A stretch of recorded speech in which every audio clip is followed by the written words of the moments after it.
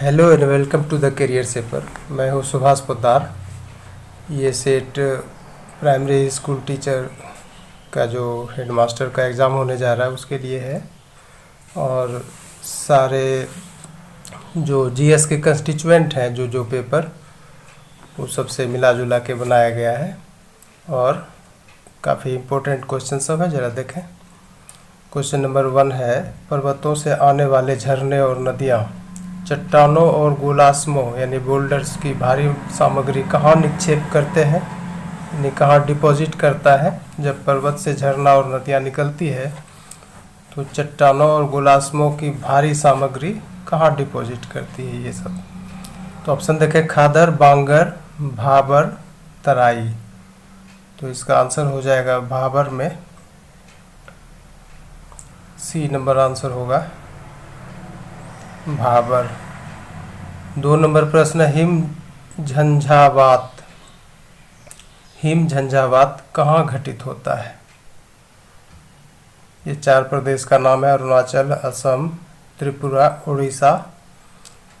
तो इसका answer A हो जाएगा, अरुणाचल में ऐसा होता है, अरुणाचल प्रदेश।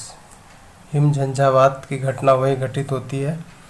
3 नंबर प्रश्न, निम्नलिखित में से कौन सा राज्य रोपण कृषि के क्षेत्र में उन्नत नहीं है, not prominent in this area, यानी रोपण कृषि कौन सा ऐसा राज्य है। देखिए, राजस्थान, असम, नागालैंड, केरल। तो इसमें आंसर हो जाएगा राजस्थान। 4 नंबर है, अटल सुरंग से किन 2 शहरों के बीच की दूरी कम हो गई है। अच्छा प्रश्न है ये। अटल सुरंग, अटल टनल जो बना था, 2 शहर कौन सा है जिसकी दूरी कम हो गई। ऑप्शन देखें, बागडोगरा से गंगटोक, जम्मू से श्रीनगर, मनाली से लेह, ईटानगर से तवांग। तो ये हो जाएगा मनाली से लेह। इन दोनों शहरों के बीच दूरी कम हो गई अटल सुरंग से।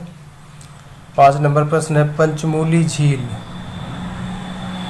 पंचमूली झील किसके निकट स्थित है।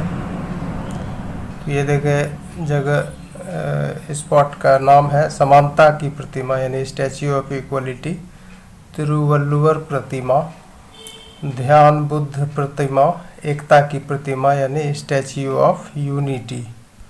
तो पंचमूल झील का जो निर्माण किया गया है वो स्टैच्यू ऑफ यूनिटी के पास किया गया है, केवड़िया में, जहाँ सरदार पटेल की भव्य प्रतिमा बनाई गई है, यानी एकता की प्रतिमा होगा आंसर।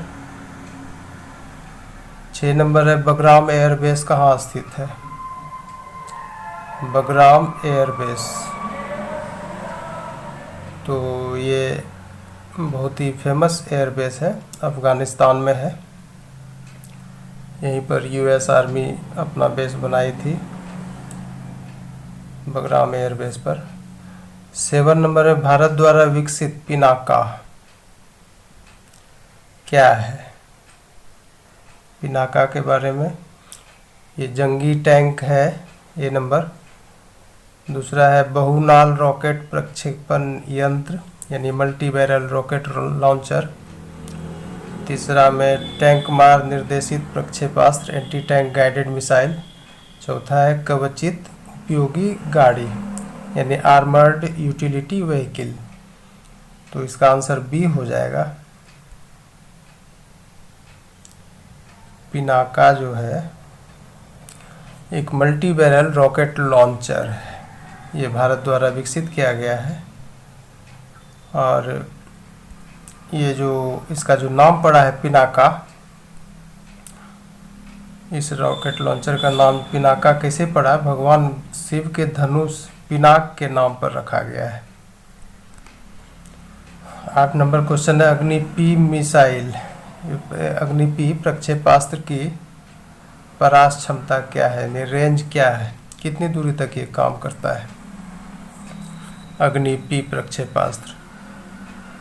ऑप्शन देखें, 1000 से 2000 किलोमीटर, 2000 से 3000, 3000 से 4000 और 4000 से 5000 है। तो इसका आंसर ए होगा, 1000 से 2000 किलोमीटर का इसका रेंज है। 9 नंबर है, ओलंपिक पदक जीतने वाली पहली महिला भारतीय महिला कौन है? तो ये वेल नोन क्वेश्चन है, कर्णम मल्लेश्वरी होगा। 10 नंबर है, रशियन फेडरेशन यानी रूसी महासंघ ने टोक्यो ओलंपिक 2020 में किस नाम से भाग लिया? ये अच्छा प्रश्न है। रशियन फेडरेशन ने किस नाम से भाग लिया था ओलंपिक 2020 में? तो ये देखें, Russian Olympic committee ROC, Russian federal committee RFC, Russian sports committee RSC, Russian Republican committee. तो ये सब डिफरेंट नेम है, लेकिन इस नाम से ये भाग लिया था, रशियन ओलंपिक कमेटी के नाम से भाग लिया था रशियन फेडरेशन ने। 11 नंबर है, निम्नलिखित में से किसे वर्ष 2020 के गांधी शांति पुरस्कार से सम्मानित किया गया था? तो देखें, ये कब्बूस बिन सईद अल सईद, शेख मुजीबर रहमान, एकल अभियान ट्रस्ट, सुलभ इंटरनेशनल। तो इसका आंसर बी हो जाएगा, शेख मुजीबुर रहमान, जो बांग्लादेश के जनक कहे जाते हैं, जनक हैं। ये 2020 का गांधी शांति पुरस्कार ही नहीं दिया गया था, लेकिन इसके ठीक एक साल पहले 2019 में इनको दिया गया था। ये ओमान के दिवंगत सुल्तान हैं। तो 12 नंबर है, एशिया का सबसे प्राचीन फुटबॉल टूर्नामेंट कौन सा है? एशिया का सबसे प्राचीन फुटबॉल टूर्नामेंट कौन सा है? ये देखिए, federation cup, Santosh trophy, Durand cup, rovers cup. तो इसका आंसर डूरंड कप होगा। सबसे प्राचीन यही है टूर्नामेंट एशिया का। 13 नंबर है, भारतीय राज्यों में से किसने स्वयं को पहला रेबीज मुक्त राज्य घोषित किया है? रेबीज मुक्त राज्य, पहला रेबीज मुक्त राज्य हुआ है और स्वयं को घोषित किया है। पंजाब, हिमाचल प्रदेश, तमिलनाडु, गोवा। तो इसमें आंसर हो जाएगा गोवा। 14 नंबर प्रश्न है, भारतीय खाद्य तेल मिशन पाम ऑयल का फोकस एरिया कौन सा है? मतलब किस क्षेत्र में इस मिशन के तहत विशेष ध्यान दिया गया है? तो ये देखें ऑप्शन, हिमाचल प्रदेश एवं अंडमान निकोबार द्वीप समूह, उत्तर पूर्वी क्षेत्र एवं अंडमान और निकोबार द्वीप समूह। आंसर यही होगा B number, north east region और अंडमान और निकोबार द्वीप समूह पर विशेष ध्यान दिया गया है इस मिशन के तहत।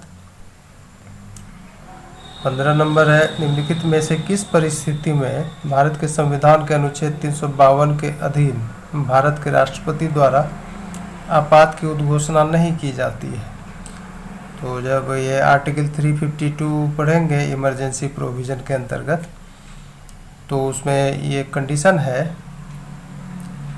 कि या तो युद्ध की स्थिति बने, या फिर बाह्य आक्रमण की स्थिति हो, या फिर सशस्त्र विद्रोह की स्थिति हो, यानी आर्म्ड रिबेलन की स्थिति हो, तभी उद्घोषणा की जाती है राष्ट्रपति के द्वारा, आर्टिकल 352। तो इसमें नहीं मांग रहा है, उद्घोषणा नहीं की जाती है, तो इसका आंसर सी हो जाएगा। आंतरिक अशांति इसमें नहीं होगा। 16 नंबर है, निम्नलिखित में से एकाधिकारी प्रतियोगिता का विशिष्ट उदाहरण कौन सा है? मोनोपोली कंपटीशन जो होता है मार्केट में, ये एकाधिकारी प्रतियोगिता। इसका एग्जाम्पल कौन सा है? देखा नीचे, खुदरा सब्जी बाजार, साबुन के लिए बाजार, भारतीय रेलवे, सॉफ्टवेयर इंजीनियरों के लिए श्रम बाजार। तो इसका आंसर ये साबुन वाला हो जाएगा, साबुन के लिए बाजार। अब 17 नंबर क्वेश्चन है, दो सूची बनाई गई है, सूची 1, सूची 2, और इसमें वक्र को रखा गया है इकोनॉमिक्स से, और फिर दूसरे में संकेत है। किसके लिए ये सब वक्र तैयार होता है इकोनॉमिक्स में? तो इसमें मिलान करना है, सही मिलान करना है, तो ये देखें सूची 1 में जो वक्र की सूची है, लॉरेंज वक्र, फिलिप्स वक्र, एंजल वक्र, लाफर वक्र, यानी ये सब कर्व सब है। और इधर संकेत है, 1 नंबर में मुद्रास्फीति और रोजगार, 2 नंबर में कर दर है और कर राजस्व, 3 में आय अथवा संपदा के वितरण में असमानता, 4 है आय और खाद्य पर व्यय का अनुपात।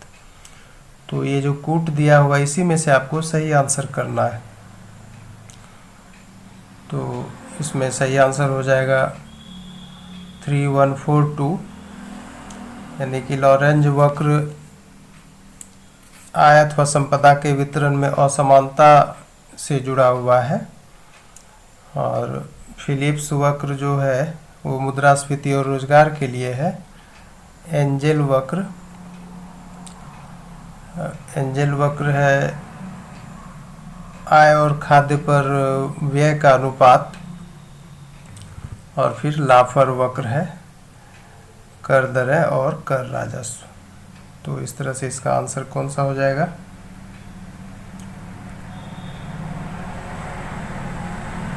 लॉरेंज वक्र तो ये हो गया 3 नंबर, फिलिप्स वक्र हो गया ये 4 नंबर, एंजल वक्र 3142। तो इसको ऐसे मिलान करें, ए का 3, बी का 1, सी का 4 और फिर लाफर का ये 2। ये हुआ सही मिलान।